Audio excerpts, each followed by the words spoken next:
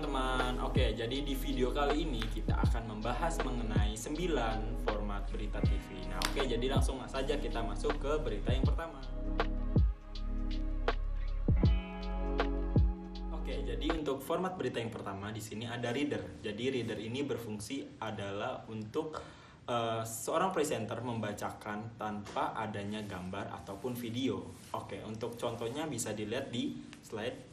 But first, tonight, many Americans do not believe that this election was fair. And make no mistake, every American has a right to feel that way. I feel that way. It's a corrupt and an embarrassing disgrace. You, the American people, deserve more. We are capable of so much. Yang kedua di sini ada voice over. Jadi di dalam format berita TV di sini, voice over itu biasanya presenter membacakan beritanya. Nah, nanti setelah presenter membacakan beritanya akan disisipkan gambar-gambar yang menjelaskan mengenai berita tersebut. Seperti itu. Oke, untuk contohnya bisa dilihat.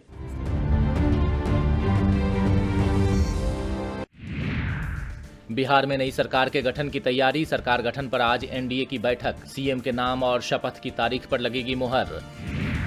Bihar चुनाव के नतीजों के बाद सियासी घमासान। Di sini ada voice over graphic. Voice over graphic di sini adalah presenter membacakan lead-in dan juga tubuh berita. Nah, nanti di dalamnya tidak ada gambar yang disisipkan, namun hanya berupa tulisan dan juga grafik. Untuk contohnya bisa dilihat. To give you an idea of how each side can get to those 270 electoral votes and why Joe Biden is increasingly confident right now. So, Tom, let's begin with that first clear path for Joe Biden. Right. So the easiest way to explain this to our viewers at home, Joe Biden needs 2 right now. President Trump needs 4. So di sini ada sound on tape. Sound on tape di sini pembaca berita membacakan lead in, dan nanti untuk isi beritanya akan dibacakan oleh narasumber. Itu contohnya. There we go. That is what we are expecting from the British Prime Minister. And as I say, we will be joined by all our viewers around the world and indeed on BBC One for this televised address.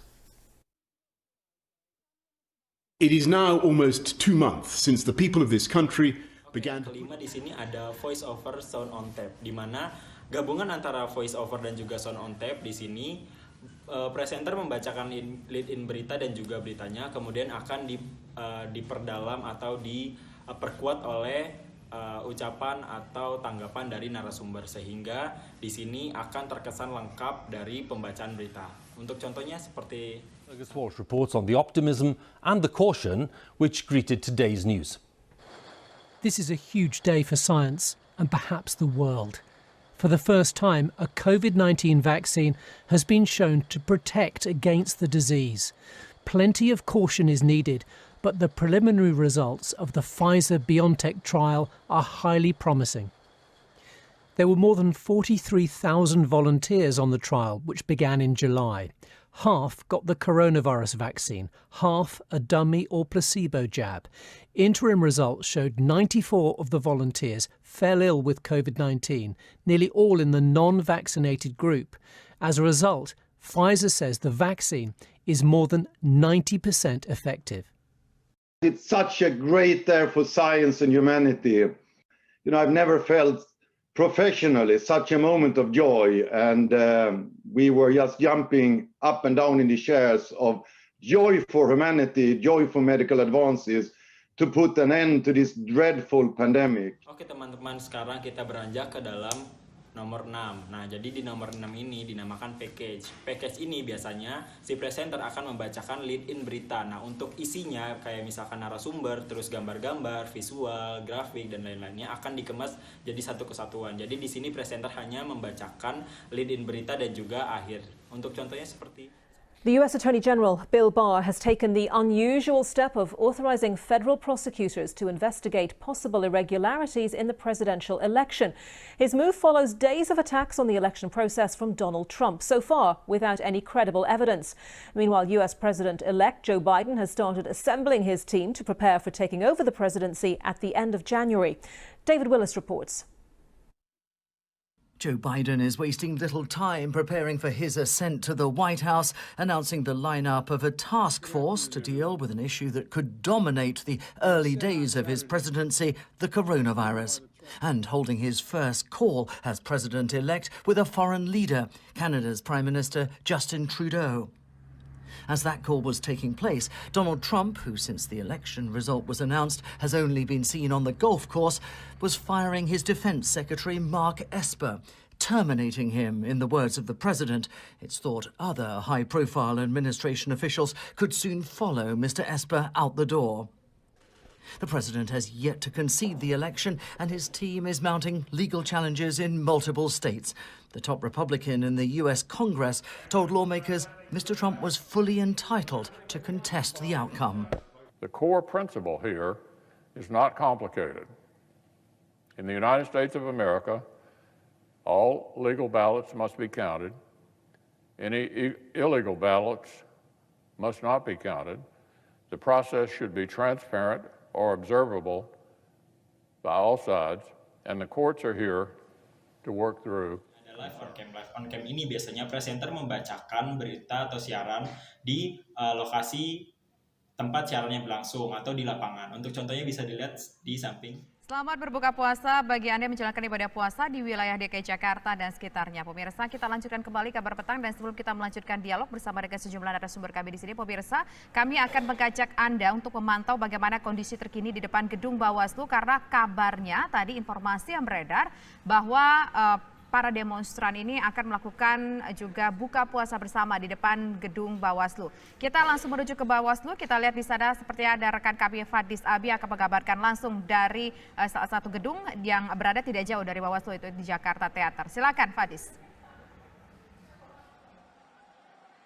Bisa dan juga pemirsa dapat kami informasikan pada saat maghrib orasi dari pimpinan masa pemimpin aksi ini berhenti, dan kemudian para massa yang tergabung dalam sejumlah elemen ini melakukan buka puasa bersama. Proses buka puasa bersama maksud kami ini berlangsung dengan kondusif, dan ada lantunan ayat-ayat suci Al-Quran yang dikumandangkan di lokasi ini. Ini ada live on tape. Live on tape ini biasanya format berita TV yang siarannya itu ditunda. Jadi kita sebagai presenter menyiarkan langsung dari lokasi, namun untuk penyiaran ke dalam televisi untuk disiarkan di masyarakat itu nanti akan diserahkan oleh studio. Untuk contohnya bisa dilihat di sana. Tahun 2017 mendatang, negara Finlandia akan merayakan ulang tahunnya yang ke-100. Dalam rangka persiapan 1 abad kemerdekaannya, Finlandia kini tengah giat mempromosikan diri lewat ajang kebudayaan dan kesenian internasional. Salah satunya adalah pameran lukisan yang diselenggarakan oleh Kedutaan Finlandia di Indonesia yang bertajuk Flora by Tero Ananoli. Apa yang unik dari karya seniman asal Finlandia ini? Koresponden CNN Indonesia Olivia Marzuki melaporkannya untuk Anda. Wow, saya sedang mengagumi sebuah lukisan yang luar biasa ini yang sebenarnya tidak terbuat dari kanvas biasa, melainkan dari bahan dasar batik atau kain batik bekas. Apa yang membuat lukisan ini begitu istimewa? Lukisan ini bukan dibuat oleh seniman Indonesia, melainkan seorang seniman asal Finlandia. Sebuah negara yang mungkin selama ini tidak terlalu terdengar akan seni dan budayanya. Dalam rangka apa seniman Finlandia ini hadir di Indonesia? Kita akan cari tahu. Nah, yang terakhir ini yang ke-9 itu ada live by phone. Jadi format berita TV ini biasanya kayak seperti reporter menjelaskan mengenai situasi yang ada di lapangan. Nah, itu langsung terhubung ke dalam studio, sehingga nanti studio akan melakukan interaksi antara masyarakat studio dan juga reporter yang ada di lapangan. Nah, untuk contohnya bisa kondisi terkini di kota Manokwari, Papua Barat akan kami tanyakan kepada warga Manokwari yang bernama Maria Talim Bekas. Selamat siang, Mbak Maria. Iya, selamat siang. Dengan Maidop di sini, Mbak, bisa Anda jelaskan kondisi terkini di kota Manokwari siang hari ini? Iya, baik. Kondisi kota Manokwari saat ini sangat tidak kondusif.